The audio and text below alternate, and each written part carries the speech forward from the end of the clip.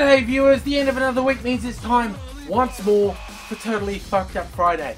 And hey, I don't want to suggest I've been drinking a lot tonight, but I doubt I will remember anything I say in this video. So you could say whatever you want in comments and I would fucking assume you are right, because I can't be bothered to watch the video back, and if you tell me I said something, I'm going to basically believe I said it, because I'll wake up in the morning and have no fucking idea what I said tonight. But hey, let's wrap into some stories that I read this week. And when I look at shit that's happening in the world, like you see all these people going, ooh, Islamic terrorists are very bad. We're very worried about Islamic homegrown terrorists.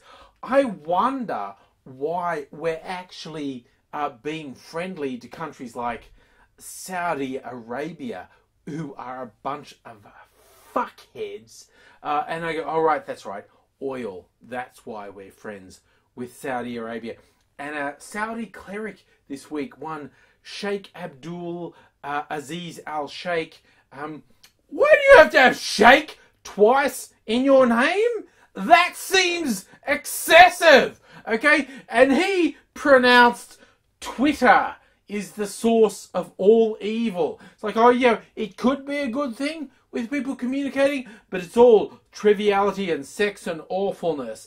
And I'm going to take a stand right here and say, he's pretty much fucking spot on, isn't he?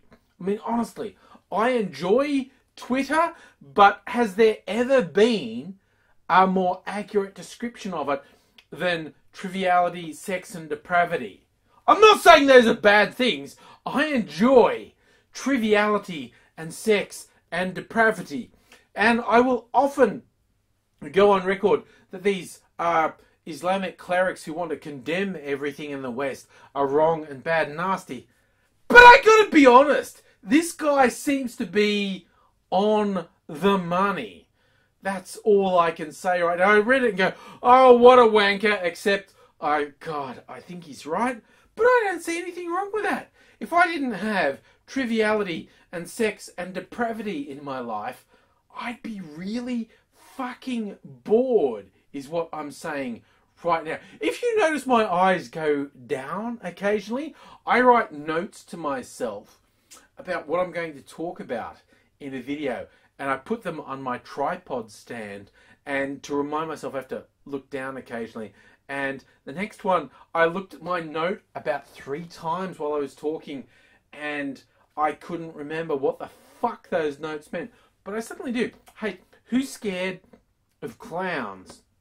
Lots of people, as it turns out. You will not like the turn Halloween is taking in the US. People are talking about extreme haunted houses, which basically mean people being assaulted physically and sexually with fake or possibly real blood being sprayed at them. Things like sexual assault and simulated rape. And it's like, it's a stamina test to see how far you can sustain your ability to go through these things. I agree with a columnist who called them, they're more like the TV show Jackass than they are any sort of haunted house. They're not, ooh, scary. It's just awful and nasty shit. And in Montgomery in Alabama, someone has launched a website because the clowns in one place attacked them with dildos.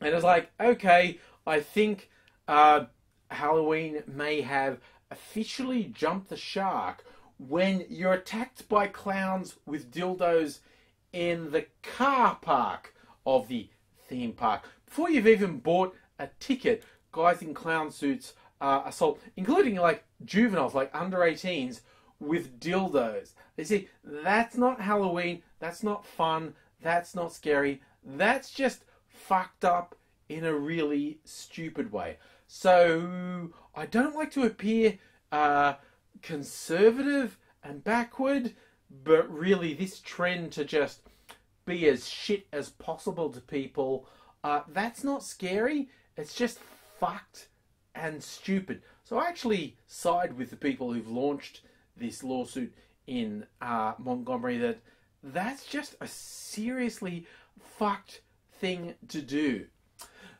But lest I suggest that fuck things are only happening in the good old USA, in the UK there's been a proposal for a new law about computer crime. Now the UK has some really messed up laws.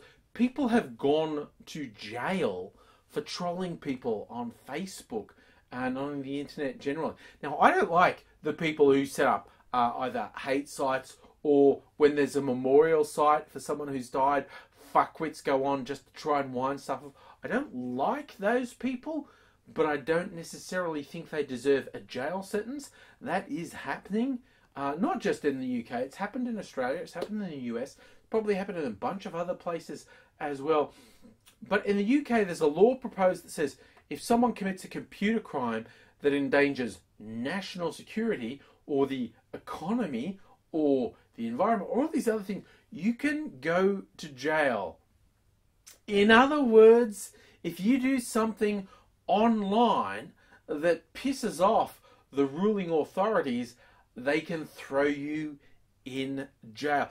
See, the thing is, I don't think it's necessarily the case that it needs to be easier for those in power to throw people in jail, because there's a fuckload of people in jail, and this law just seems ripe for abuse. It's like, you hurt the economy, you hurt the environment, you upset people, we're throwing you in jail. And I really don't like to side with the internet trolls or fuckwits in general, but it's a spooky world where being a dick can get you in jail. That's all I'm saying. I think that I'm not going to say, oh, drink a cup of cement and harden the fuck up, because I wish people would be less of an asshole online, but actually jailing someone just for being dickish, that seems more a tad fucked up to me. And speaking of prosecuting people in an extreme way, and this is a much more serious thing, in Australia, this story's been dragging on for a while. See, what happened is our Prime Minister's daughter got a scholarship to a particular private educational institution, and someone in that institution basically traced, this looks like a bit of a scam. Now, I'm not going to say our Prime Minister is corrupt and an evil fucker because he's got better lawyers than me, because I don't have a lawyer as such, and he does. And if I outright said he was a corrupt evil fuck, I would be in a lot of trouble. But what has happened? His daughter was awarded a scholarship worth $60,000. Now, under Australian rules for Parliament, if you're given a gift, you need to declare it. And the Prime Minister never declared his family was awarded this $60,000 scholarship, because he said, it wasn't given to me as a gift. It was given to my daughter on merit. Now, this is despite the fact that scholarship wasn't publicly advertised. People didn't get to compete for it. And the private institution that gave the Prime Minister's daughter a $60,000 scholarship then benefited from government policy. I'm not going to say that our Prime Minister is corrupt as fuck, because that would get me in trouble. But I'm now living in a country where when the Prime Minister's daughter that is given a $60,000 scholarship that no one else knew about, and someone gives this information to the public, the whistleblower is the one who is not, the whistleblower is the one who is prosecuted, not the Prime Minister for failing to declare the person he did a favour for, then did a favour for him. That's just life in Australia right now.